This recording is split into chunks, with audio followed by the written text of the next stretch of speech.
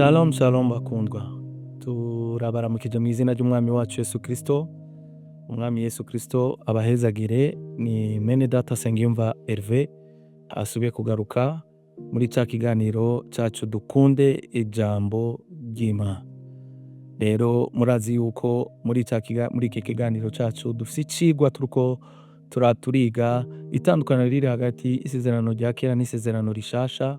Kuba dufatiye hano n'ubundi twagomba kubasaba mugende kuri platforms kuri YouTube canke kuri Facebook, ubutumwa bwiza kuri bose. Murashobora gukurikirana ibi biganiro byose guhera ku cambere kugira ngo tubane ntimutakane. Twagerageje twimviriye kugira ikiganiro kimara umwanya muto kugira ngo ntikibarambire, kandi n'iki cigwa twifuje ko kitazoba kirekire, uko Imana izodufasha tuzogenda turatahura mugabo bikuru bishobora kudufasha gutahura wa mugambi w'Imana w'agakiza tubona muri Bibiliya yose. Tuzoza turabivuga ko tubifatire kwa kandi ibindi navyo tuzogerageza kubivuga tubicako kugira ngo natwe turonka akanya, namwe muronka akanya, twese turonka akanya ko kubandanya duserangura ivyanditswe vyera. Twariko turavuga mu kiganiro giheruka kuri rya sezerano Imana giranira na Aburahamu, alliance Imana yagiranye na Aburahamu irimo promesse zibiri. Promesse ya mbere canke ico Imana yasezeraniye Aburahamu ca mbere, yamusezeraniye kumuha igihugu, nivyo twako turasoma. Ica kabiri turabona ko Imana yamusezeraniye kumuha uruvyaro.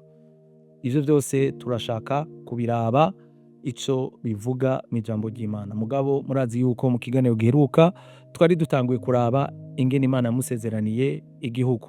Turabona yuko kugira ngo Imana ikoranire isezerano na Aburahamu yabanje kumubwira ko agomba kuyibagira ibitungwa, aramuha ubwoko bw'ibitungwa. Hanyuma twarabonye ko Aburahamu yabihimbuyemo kubiri, buri gitungwa cyose yagihimbuyemo kubiri. Ico naco twabonye ko ari ikimenyetso cerekana ya masezerano abiri, isezerano rishasha n'isezerano rya kera. Rero ivyo byose bitubere icigwa kugira ngo ca cigwa cacu tubandanye tugitahura. Aho niho ngeza gutahura, kumbure twese tuzoza turafashanya kugira ngo dutahure nk'imuyera bidufashijemwo gutahura neza ijambo ry'Imana. Turabire Aburahamu aratanga ivyo bimaze Imana, amaze kubitangira Imana hanyuma Aburahamu arasinzira.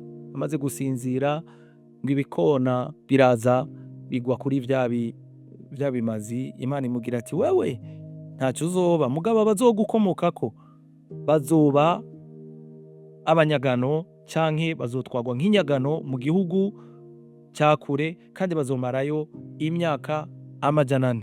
Turabona ko ubwoko bwa Isirayeli nibwo bwamaze imyaka 400 muri Egiputa, kandi aho niho inkuru y'isezerano rya kera itangurira. Rero nico gituma twifuje kubanza kuvuga kuri Aburahamu gato. Twihangane, Aburahamu iyo ndamuvuze ndaryoherwa kubera ko ndamubonamo igicapo cy'ubuzima bw'abakristo, ndamubonamo kwa kugira neza kw'Imana, ndamubonamo bwa buntu bw'Imana tuvuga n'isezerano rishasha, kubera ko Imana ngo yarize, hanyuma Imana iramwemera. Imaze kumwemera imuharura nk'umugororotsi atabanje gukora ibigororotse, ariko kuko yizeye. Tuzobiraba natwe mbega mu isezerano rishasha bimeze gute. Nico gituma ari sekuruza w'amahanga wacu. Tubandanye rero dusome hamwe muri ca gice ca 15, niho twari turi mu itanguriro. Twiruke umurongo wa mbere. Nari nababwiye ko ari ijambo ngomba gusoma mu Gifaransa. Umurongo wa mbere avuga ngo après ces événements, l'Éternel s'adressa à Abraham dans une vision. Ne crains rien, Abraham. Lui dit l'Éternel, je suis ton bouclier protecteur. Ta récompense sera très grande. Abavuze neza, jewe ndi bouclier canke ndi nkinzo yawe ikurinda. Jewe uhoraho ariko abwira Aburahamu. Hanyuma ngo ta récompense canke ngo impera yawe izuba nini cyane. Turabi iyo mpera rero avuga.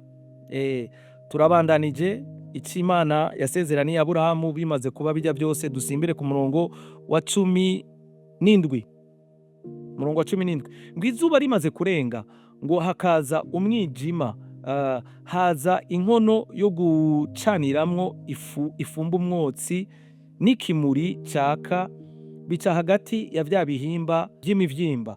Uwo musi sojora, uwo musi Uhoraho agirana isezerano n'Aburahamu avuga ati, iki gihugu ndagihaye uruvyaro rwawe, kuva ku ruzi rwa Egiputa gushika ku ruzi runini Efurate. Iki gihugu, rya sezerano ry'igihugu rirabayeho alliance, ivuyemo promesse canke ivuyemo rya sezerano ry'igihugu. Hanyuma Imana irakimusezeraniye, muravyumva ngaha. Mugabo reka turabe ico gihugu, mbega Aburahamu yakibayemwo gute? Dusome canke ico gihugu gisigura iki, cari kigereranyo ciki, uko aho ngeza gutahura ijambo ry'Imana. Turabe dusome mu Baheburayo igice ca 11 umurongo wa 10, umurongo w'icenda gushika ku murongo w'icumi. Mugabo tutarahasoma, nagomba gusoma mu Gifaransa aha, ngo sojura hahandi duhejeje gusoma muri Genèse canke mw'Itanguriro igice ca 15 umurongo wa 18. Ce jour-là, l'Éternel fit alliance avec Abraham et lui dit, fit alliance niki niri jambo nashaka, ngo ico gihe Imana ikoranira isezerano nande? Na Aburahamu. Iryo sezerano ngo je promets, je te donne une promesse, ndaguhaye, toujours mu Kirundi tuvyita isezerano, ndagusezeraniye, je te promets de donner ta descendance tout ce pays, ndagusezeraniye yuko uruvyaro rwawe rwose nzoruha kino gihugu. Reka turabe rero, mbega iki gihugu batubwira Aburahamu we yakibonye gute? Abaheburayo igice ca 11 umurongo w'8 gushika ku murongo w'10 havuga gute? Haravuga ngo ukwizera niko kwatumye Aburahamu yumvira Imana igihe yamuhamagara ngo aje mu gihugu yari igiye kumuha ngo kibe iragi ryiwe. Ibi bireke Kirundi yakoresheje neza, ngo gicike iragi canke heritage. Iragi ryiwe ni heritage Imana yamuhaye. Mbega twebwe abakristo bo mw'isezerano rishasha, iragi ryacu niri? Imana yaturaze ikihe gihugu? Keske twebwe abana b'Imana, heritage y'igihugu Imana yaduhaye nikihe? Nivyo tugomba kubona. Aburahamu aha uyu mwanditsi w'igitabo c'Abaheburayo arabisigura neza, ngo yavuye mu gihugu ciwe atazi yagiye, ashitse muri ico gihugu Imana yamusezeraniye, yahabaye mu kwizera. Yahabaye mu kwizera ikigira kabiri, kuko yari nk'umunyamahanga. Ibaze nimwiyumvire nawe, umuntu ari mw'isezerano, Imana yashikije isezerano amuhaye, yamusezeraniye, ari mu gihugu yasezeraniwe, mugabo ngo akibayemo nk'umunyamahanga. Kubera iki rero yakibayemo nk'umunyamahanga? Ngo yaba mu mahema, no kuvuga ngo ntiyigeze yubaka ibintu bikomeye. Ntibisigura ko ngaha kw'isi tutubaka, mugabo ca nibuka twebwe mbega abakristo batubwira gute? Yesu ariko arabwira intumwa canke ariko aranabasengera hamwe muri Yohana igice c'17, aravuga ngo nubwo atarabisi ngo bazigamire mw'isi. No kuvuga ngo turi mw'isi mugabo ntiturabisi, kubera iwacu ari hehe? Mw'ijuru. Niko Paulo yandikiye Abafilipi igice ca 3 umurongo wa 20, ngo nayo twebwe iwacu ni hehe? Ni mw'ijuru, aho twiteze umukiza. Ibi bintu mbega vyoba bifitaniye isano? Mwe muvyumva gute? Reka tuheraheze iki canditswe tuko turasoma, ngo yaba mu mahema, ngo kandi na Isaka na Yakobo abaragwa b'iryo sezerano, kuko Imana imusezerana, twabonye yuko yavuze ngo wewe n'uruvyaro rwawe nzobaha iki gihugu. Ngo abaragwa b'iryo sezerano, ngo nabo vyabagendeye uko Aburahamu. Aka kajambo rero mugafate, Aburahamu yararindiriye igisagara gifise amatanguriro yateguwe kandi yubatswe n'Imana. Ukuvuga ngo iyo kijya gihugu tubona Imana sezeraniye Aburahamu, Imana ivuga kijya gihugu ntiyavuga Kanani gusa mugabo mu buryo bw'ikigereranyo yababwira igihugu gifise amatanguriro atubatswe n'abantu. Mbega ico gihugu ni iki? Turabe mbega ico gihugu batubwira ngaha mu Baheburayo ni iki? Yohana 14:1 haravuga ngo nimuhagarike imitima yanyu mwizere Imana kandi nanje munyizere. Iyo ni Kristo Yesu ariko arabivuga. Aburahamu yizeye Imana bituma Imana imuharura ko nk'umugororotsi. Ico ni cambere. Kigira kabiri turabona natwe ngo twizere Imana ariko cyane cyane twizere Yesu Kristo kugira ngo ibi bikurikira tuzoshobore kubironka. Ngo mu rugo kwa data hari amazu menshi kandi ngiye kubategurira aho kuba. Iyo bitaba biruko nari kubibabwira.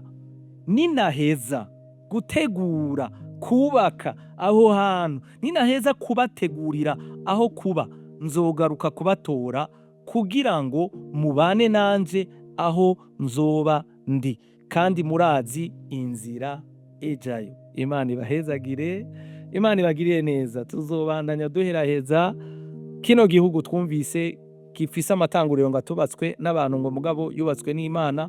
Turagisiguriwe nka muri Yohana igice ca 14.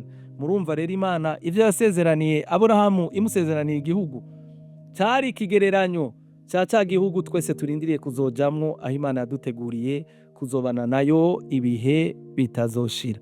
Biraryoshe cyane iri sezerano iyo ndarigeze ko numva ndyohewe. Yesu abaha umugisha, turyoherwane twese rero mwimu yera akomeze kubaha ako kanovera k'iri jambo n'uburyohe bwaryo kugira ngo dushishikare kwizera no kuziga mu kwizera twahawe. Yesu abahezagire, murakoze naho ubutaha.